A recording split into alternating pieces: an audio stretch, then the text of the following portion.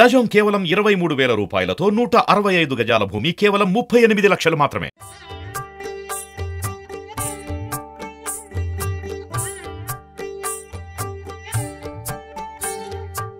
నమస్కారం. మనం రామాయణ కథ చెప్పుకుంటున్నాం. గంగానది చరిత్ర చెప్పబడుతోంది. విశ్వామిత్ర మహర్షి రామలక్ష్మణులకి మరియు మునులకి గంగ ఏ రకంగా ఉద్భవించింది, ఎలా త్రిపథగామిని అయిందో చెప్తూ అందులో శరవణభవుడు కుమారస్వామి యొక్క జననాన్ని కూడా గంగాదేవి వల్లే కుమారస్వామి జన్మించాడని కథ చెప్తున్నారు. ఇంకా ముందుకు వెళ్తున్నారనమాట. ఏం చెప్తున్నారంటే, ఈ గంగకు సంబంధించిన చరిత్ర అంతా అయిన తర్వాత సగరుని కథ చెప్పాలి. ఎందుకంటే త్రిపథగామిని అయిన గంగ సాగరంలో కలుస్తుంది, సముద్రంలో. ఆ సాగరం ఎలా వచ్చింది అనేది కూడా చెప్పాలి కాబట్టి సగరుని చరిత్ర చెప్తున్నారు. పూర్వం అయోధ్య నగరాన్ని, అంటే రాముల వారి తండ్రి అయిన దశరథ మహారాజు ఏ అయోధ్యని పరిపాలిస్తున్నాడో అదే అయోధ్యని సగరుడు అనే చక్రవర్తి పరిపాలించేవాడు. ఆయన మహాశూరుడు, ధర్మాత్ముడు. అయితే ఈయనకి కేసిని, సుమతి అని 2 భార్యలు ఉండేవారట. చాలా కాలం సంతానం కలగలేదు ఈయనకి. ఏం చేశారు వీళ్ళు? హిమోత్పర్వత ప్రాంతంలో భృగుప్రశ్రవణం అనే పర్వతం మీద తపస్సు చేశారట. తపస్సు చేస్తే చాలా కాలానికి భృగు మహర్షి ఈయనకి ప్రత్యక్షమయ్యారు. ప్రత్యక్షమై ఏం చెప్పారంటే, నీ తపస్సుకు మెచ్చాను, నీ కోరిక న్యాయమైంది, నీకు కుమారులు కావాలి, అయితే నీకు అఖండమైన కీర్తి లభిస్తుంది, కుమారుల వల్ల నీకు 2 వరాలు ఇస్తాను. ఏంటంటే, ఒక భార్య యందు వంశాన్ని నిలిపి వంశానికి పేరు తెచ్చే ఒక కుమారుడు, ఇంకొక భార్య యందు మహాబలశాలులు, కీర్తిమంతులు, ఉత్సాహభరితులైన 60,000 మంది కుమారులు లభిస్తారు. నువ్వు ఎవరికి ఎలా కావాలి అనేది మీలో మీరే తేల్చుకోండి అన్నారు. రాణులు ఏమనుకున్నారు, అడిగారనమాట, ఎవరికి లభిస్తాడని మీరు అడగండి, మీకు ఎవరు ఎలా కావాలంటే అట్లా నేను వరం ఇస్తానన్నాడు. అనేసరికల్లా కేసిని ఏమడిగిందంటే, నాకు మా వంశానికి పేరు తెచ్చే ఒక్క కుమారుడు చాలు అంది. సుమతి మాత్రం ఆ బలశాలులు, కీర్తిమంతులు, ఉత్సాహవంతులైన 60,000 మంది కుమారులని కేసిని కోరుకుంది, సుమతి కోరుకుందనమాట. సరే, భృగు మహర్షి సరేనని దీవించాడు. ఈ సగర మహారాజు భార్యలతో కలిసి భృగు మహర్షికి నమస్కారం చేసి నగరానికి వెళ్ళిపోయాడు. ఆ తర్వాత ఆయనకి కేసిని యందు ఒక కుమారుడు కలిగాడు. అతడికి అసమంజుడు అని పేరు పెట్టారు. సుమతికి చాలా కాలం గర్భం తర్వాత ఒక సొరకాయ ఆకారంలో ఉన్నటువంటి ఒక పిండం మాత్రమే కలిగిందట. అయితే ఈ పిండాన్ని పగిలితే, ఆ పిండం పగిలినప్పుడు అందులోంచి 60,000 మంది బాలకులు బయటపడ్డారట. ఈ 60,000 మంది బాలకుల్ని చక్కగా పెంచుకున్నారు. అయితే వీళ్ళు చాలా జాగ్రత్తగా పెంచారు. నేతి జాడీల్లో పెట్టి పిల్లల్ని జాగ్రత్తగా పెంచారట. ఇదే కథని, ఇలాంటిదే మనం తర్వాత కాలంలో కూడా చూస్తామండి. మహాభారత కాలంలో కౌరవాదులు ఇలాగే ఒక పిండమే జన్మిస్తే గాంధారీదేవికి 100 ముక్కలు 101 ముక్కలు చేసి నేతి జాడీల్లో పెట్టారని, వాళ్ళు బాలకులుగా రూపొందించుకున్నారని మనం అలాంటి విషయం ఒకటి తెలుసుకుంటాం. అది ఇంతకు పూర్వం కూడా, అంటే ఈ కృతయుగం నాడు కూడా ఈ కథ ఇలాంటిది ఒకటి జరిగిందని చెప్పబడుతోందనమాట. తర్వాత ఏమైంది, ఈ సగరుని పెద్ద కుమారుడు అసమంజుడు అని చెప్పాం కదా, ఇతను ఏంటంటే మహాక్రూరుడట. ఏం చేసేవాడు, పాపకార్యాలు చేసేవాడు, జనులను పీడించేవాడు, ఆగడాలు విసుగు పుట్టేదనమాట. చిన్నపిల్లల్ని నీళ్లలోకి విసిరేసేవాడట ఆటకి. ఈ సగరుడు చాలా కోపించి కుమారుడిని దేశ బహిష్కారం విధించాడు. అయితే ఇతనికి అంశుమంతుడు అనే ఒక కుమారుడు ఉండేవాడు. అసమంజుడికి అంశుమంతుడు ఉండేవాడు. ఈ అంశుమంతుడిని ఉంచుకున్నారు తమ దగ్గరే, పౌత్రుణ్ణి, మనవణ్ణి ఉంచుకుని కుమారుడికి దేశ బహిష్కారం విధించారు. అతని గురించి ఇంకా తర్వాత కాలంలో చెప్పబడలేదన్నమాట. అసమంజుడు వెళ్ళిపోయాడు. ఈ అంశుమంతుడు అమిత పరాక్రమశాలి, తర్వాత ఎంతో చక్కగా మాట్లాడేవాడు, చాలా మంచి ప్రవర్తన కలిగిన వాడనమాట. కొంతకాలం తర్వాత సగర చక్రవర్తి ఒక అశ్వమేధ యాగాన్ని చేయాలని సంకల్పించారట. ఆ యాగం ఎక్కడ చేశారట? భూలోకంలోనే హిమోత్పర్వతానికి, మేరు పర్వతానికి మధ్య ప్రాంతం అంతా చదునుగా జనావాసాలతో మిటపల్లాలు, పెద్ద పర్వతాలు లేకుండా ఉండేదట. ఆ మధ్యలో ఈ యజ్ఞం చేయటానికి సంకల్పించుకున్నారు. సరే, యాగం మొదలు పెట్టారు. అశ్వమేధ యాగంలో మనకు తెలిసిందే, అశ్వాన్ని విడుస్తారు. అశ్వాన్ని విడిచిపెట్టేశారు. ఆ అశ్వరక్షణకి అంశుమంతుడు వెనకాల వెళ్ళాడు అశ్వాన్ని రక్షించడానికి. అయితే ఎక్కడిక్కడ హోమం జరుగుతున్న చోట ఉన్న ఋత్విక్కులు సగర చక్రవర్తికి చెప్పారట, అయ్యా మన గుర్రాన్ని ఎవరో అపహరిస్తున్నారు, అది కనపడుతోంది, యాగాశ్వాన్ని ఎవరో పర్వత ప్రాంతంలోనే అపహరించారు, ఇది అమంగళకరం, కాబట్టి వెంటనే యాగాశ్వాన్ని ఎవరైతే అపహరించారో వాళ్ళని పట్టుకోండి, గుర్రాన్ని వెనక్కి తెచ్చుకోండి అని చెప్పేసరికల్లా ఈయనేమన్నాడు అంశుమంతుడు, తన కుమారులైన 60,000 మంది ఉన్నారు కదా, బలశాలులు, మహోత్సాహులు అని చెప్పాం, వాళ్ళకి ఏం చెప్పాడంటే, మీరు ఇప్పటికిప్పుడు బయలుదేరి వెళ్ళి యాగాశ్వాన్ని వెతికి పట్టుకురండి, మేము యాగం ఇక్కడ ఆపి ఉంచుతాం, మీరు అశ్వాన్ని తెచ్చాక యాగం పూర్తి చేస్తాం, అప్పటి వరకు ఈ ఋత్విక్కులు, నేను, మనవడైన అంశుమంతుడు ఇక్కడే ఉంటామన్నారు. వీళ్ళంతా ఇక్కడే ఉన్నారు. ఈ సగర కుమారులు 60,000 మంది భూమి నలుచెరుగులా వెతకటం మొదలుపెట్టారు. భూమంతా వెతికారు. ఎక్కడా దొరకలేదు. ఆయన ఏం చెప్పాడంటే, భూమి మీద దొరకకపోతే పాతాళానికి వెళ్ళైనా సరే పట్టుకురండి అన్నాడు.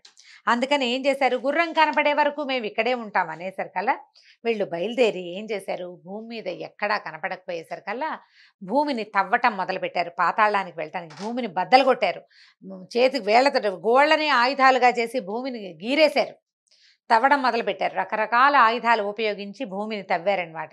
ఈ భూమిని పగలగొట్టారట. ఈ పగలగొడుతుంటే అనేక సర్పాలు, రాక్షసులు, జంతువులు, ఇతర ప్రాణులు నలిగి చచ్చిపోవటం మొదలుపెట్టేట. వాళ్ళు ఏం చేశారంటే 60,000 యోజనాల లోతుకి తవ్వి వెళ్ళారట కిందకి, పాతాళంలోకి.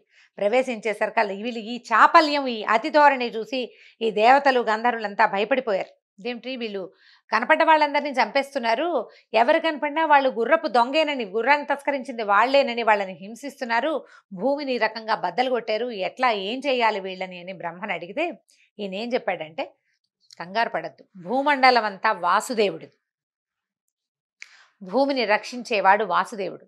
ఆయన కపిలావతారంతో ఎప్పుడూ భూమిని సంరక్షిస్తూ ఉంటాడు. కపిలదేవుడి ఆగ్రహానికి గురైన సగరపుత్రులు నశిస్తారు, కాబట్టి ఏం భయపడదు, ఇది పూర్వమే నిర్ణయింపబడి ఉందని చెప్పారు. సరే, అంతా దేవతలంతా ఎవరి దారిని వాళ్ళు వెళ్ళిపోయారు. ఈ సగర కుమారులు ఈ భూమి పగలగొట్టేటప్పుడు పెద్ద పెద్ద శబ్దాలైనాయట. అది వాళ్ళ వినాశన శబ్దమే. తమ పని అయిపోతుందని వాళ్ళు తెలుసుకోలేకపోయారు. ఇక వెతికి వెతికి వేసారిపోయి ఇంటికి వచ్చేసారు. వచ్చేసి సగర చక్రవర్తికి చెప్పారు. ఎక్కడా దొరకలేదు, పాతాళంలో కూడా వెళ్ళామంటే ఆయన ఒప్పుకోలేని పిచ్చి కోపం వచ్చింది. తపస్సు చేసి మిమ్మల్ని కన్నదెందుకు? నేను ఒక యజ్ఞం చేస్తే ఒక యాగాశ్వాన్ని కూడా కాపాడలేరా మీరు అని కేకలేశాడు. నిజానికి ఈ యాగాశ్వాన్ని ఎవరు తీసుకెళ్లారు? దేవేంద్రుడు అపహరించాడు దాన్ని. ఈ యజ్ఞభంగం జరగటానికి, అంటే భవిష్యత్తులో జరగవలసిన ఒక మహత్కార్యానికి పూనికగా ముందు దేవేంద్రుడు చేసిన పని అన్నమాట. మీరు వెతికి పట్టుకురండి, పాతాళంలో అన్ని చెరగలా వెతికితే గానీ మీరు ఇంటికి రావద్దని ఆయన కోపించి కేకలేశాడు. దాంతో వీళ్ళు ఏం చేశారు, మళ్ళీ బయలుదేరారు. అంతకుముందు వాళ్ళు పాతాళంలోకి వెళ్ళారు, కానీ పాతాళంలో అంటే భూమి ఉండే సిద్ధాంతం, పురాణాల ప్రకారం ఒక చిత్రమైన సిద్ధాంతం చెప్పబడుతుందండి. భూదేవి ఈ సముద్రంలోకి పడిపోకుండా, కిందకి పడిపోకుండా, అంటే పాతాళానికి పడకుండా ఆదిశేషుడు తన 1000 పడగల మీద ఇట్లా లేపి ఉంచుతాడట. ఒకటి, అక్కడి నుంచి మనకి అష్టదిక్కులు ఉన్నాయి కదా, 8 దిక్కులు, తూర్పు, పడమర, ఉత్తర, దక్షిణాలు కాకుండా విదిక్కులు కూడా ఉన్నాయి. ఈశాన్యము, ఆగ్నేయము, నైరుతి, వాయవ్యము. మొత్తం ఈ 8 దిక్కుల్లోనూ 8 దిగ్గజాలు ఉంటాయట, ఏనుగులు. దిక్ గజము, దిక్కులకు సంబంధించిన ఏనుగులు, వాటికి పేర్లు కూడా ఉన్నాయి. ఈ ఏనుగులు ఏం చేస్తాయట, ఈ పాతాళంలో ఉండి ఈ భూమిని ఇట్లా పైకి పట్టి ఆపి పెడతాయట, తమ తాలూకు కుంభస్థలాల మీద ఆపుతాయి. ఆదిశేషుడు ఆపుతాడు. ఈ 8 ఏనుగుల కుంభస్థలాల మీద భూమి పైకి నిలబడుతుంది. ఇవి కాకుండా భూమి మీద ఉన్నటువంటి కొండలని భూధరాలు అంటారు, భూమిని ధరిస్తాయి అంటారు. భూమి మీద ఉండవు, అవి కింద నుంచి ఉంటాయి, వాటికి అడుగు భాగం లోపల ఉంటుందన్నమాట. అవి భూమిని సముద్రంలోకి పడిపోకుండా ఇట్లా ఆపి పెడతాయని, ఇవన్నీ కూడా భూభారాన్ని వహిస్తాయని చెప్తారు. అయితే వీళ్ళు ముందెళ్ళినప్పుడు వాళ్ళకి కనపడలా. ఇప్పుడు పాతాళంలోకి వెళ్ళేసరికల్లా వీళ్ళకి ఒక్కొక్క ఏనుగు కనపడడం మొదలుపెట్టింది. ఎలా వెళ్ళారో చూద్దాం. పేర్లు చెప్తానండి స్పష్టంగా. భూమిని తవ్వుతుంటే మొట్టమొదట విరూపాక్షం అనే దిగ్గజం కనపడిందట వీళ్ళకి. ఈ దిగ్గజం ఏంటంటే దానికి అలసట వచ్చినప్పుడు తల ఊపుతుందట అటు ఇటు. ఊపంగానే మనకి భూమి మీద వచ్చే భూకంపాలు విరూపాక్ష దిగ్గజపు కదలికల వల్లే వస్తాయట. ఆ చూసి మహాగజం, చాలా పెద్దది, చిన్న ఏనుగు అంటే ఏనుగు సైజులో ఉండదు, పెద్ద పర్వతం వల్లే ఉంటుంది. ఆ ఏనుగుని చూసి ఏనుగుని పూజించారు. ఇంకా బద్దలు కొట్టడం మొదలుపెట్టారు. ఈ భూమిని బద్దలు కొట్టి ఇంకో పక్కకి వెళ్ళారు. వెళ్తే పాతాళంలోకి వెళ్ళి తూర్పు దిక్కంతా గాలించారట.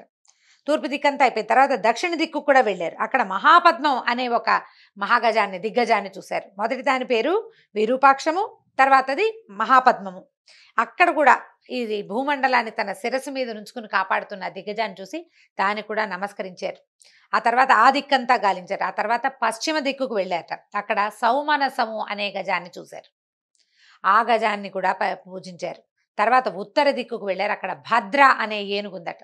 ఆ ఏనుగు కూడా పూజించి చివరికి వాళ్ళు ఈ భద్రగజం నుంచి ముందుకు వెళ్ళేసరికల్లా వాళ్ళకి అక్కడెక్కడ అశ్వం కనపడలా. ముందుకు వెళ్ళేసరికల్లా అక్కడ ఒక ఆయన తపస్సు చేసుకుంటూ కనపడ్డాడు. ఆయన పక్కన వెనకాలే గడ్డి మేస్తూ తమ యాగాశ్వం కనపడింది వాళ్ళకి. ఎవరైతే ఈ తపస్సు చేసుకుంటూ ముక్కు మూసుకుని మునిలాగా కూర్చునున్నాడో ఆయనే తమ గుర్రాన్ని తీసుకొచ్చి తన వెనకాల కట్టేసుకున్నాడు, తను ఇక్కడ కూర్చున్నాడు, దొంగ తపస్సు చేసుకుంటున్నాడని భావించి వీళ్ళు ఈ సగర కుమారులు 60,000 మంది ఆయన మీద యుద్ధానికి బయలుదేరారు. ఈ దగ్గరికి వెళ్ళేసరికల్లా ఆయన తపస్సు చేసుకుంటున్న వాడెవడు? కపిల మహర్షి. ఆయన సాక్షాత్ భగవదవతారం. వాసుదేవుడే కపిల మహర్షి రూపంలో భూమిని కాపాడుతూ ఉంటాడు. ఆయన ఎప్పుడు నిత్య తపస్వి. ఈ దగ్గరికి వెళ్ళేసరికల్లా తన మీదకి వస్తున్నటువంటి వీళ్ళని చూసి ఆయన కళ్ళు తెచ్చి ఒక హుంకారం చేసేట. హూ అన్నాడనమాట. ఆయన నిట్టూర్పుల నుంచి వచ్చిన వేడితోటి సగర కుమారులంతా భస్మం బూడిదైపోయారు, బూడిద కుప్పలైపోయారు, కాలిపోయారనమాట అందరూ. ఆయన కళ్ళు మూసుకున్నాడు, తన తపస్సులో తను కూర్చున్నాడు. యాగాశ్వం అక్కడే ఉంది. ఎప్పటికీ వీళ్ళు తిరిగి రాల. ఎంతకాలమో అయినా కూడా రాకపోయేసరికల్లా అంశుమంతుడిని పంపించాడు సగరుడు. అంశుమంతుడు మనవడు తన పక్కనే ఉన్నాడు కదా, నాయన నీ బాబాయిలు కనపట్టలేదు, రాలేదు పినతండ్రులు, కాబట్టి ఏదో రకంగా వెతికి చూడమని పంపిస్తే ఇతను భూలోకం తిరిగి వీళ్ళు తవ్విన వివరంలోంచి ఎక్కడైతే వీళ్ళు భూమిని బదలగొట్టారో దాన్ని దాటుకుని ఆ లోపలికి వెళ్తూ ఈ గజాలని చూసుకుంటూ, అంటే ఈ దిగ్గజాలని చూస్తూనే అంశుమంతుడు ఆ ప్రాంతానికి వెళ్ళాడు. అయితే ఈ కనపడినప్పుడు భద్రగజం కనపడిందనమాట. ఆ దిక్కులో కనపడేసరికల్లా ఆ గజానికి పూజించి నమస్కరించేసరికల్లా నాయన నీకు అశ్వం దొరుకుతుందని చెప్పిందట. ఆ భద్రగజం చెప్పేసరికల్లా అది చూసుకుంటూ లోపలికి వెళ్ళాడు. ఇలా కనపడిన అన్ని మహాగజాలకి ప్రదక్షిణ నమస్కారాలు చేశాడు. వాళ్ళు కూడా భక్తులే కాదంటాను వీళ్ళదు, కొంత ఉత్సాహవంతులు అనమాట బాబాయిలు. అక్కడి నుంచి ఏమైంది, దగ్గరికి వెళ్ళేసరికల్లా అన్ని దిగ్గజాలు నీకు అశ్వం దొరుకుతుంది, నీ పని పూర్తవుతుందనే చెప్పాయి అతనికి. ఈ కిందకి వెళ్ళేసరికల్లా ఈ అశ్వం దొరికింది. ఈ ఎక్కడైతే పినతండ్రులు భస్మం అయిపోయారో ఆ ప్రాంతాన్ని గజాలే తెలియజేసినాయి అతనికి. అక్కడికి వెళ్ళేసరికల్లా వాళ్ళని చూసి ఏడుస్తూ నుంచున్నాడు. ఏం చెయ్యాలో తెలియలే. 60,000 మంది పినతండ్రులు ఒక్క దెబ్బలో బూడిద కుప్పలైపోయారు. వాళ్ళకి ఇతను చేయగలిగే సంస్కారం ఏమీ లేదు. యాగదీక్షలో ఉన్నాడు తాత. ఈ యాగాశ్వాన్ని తీసుకెళ్ళాలి.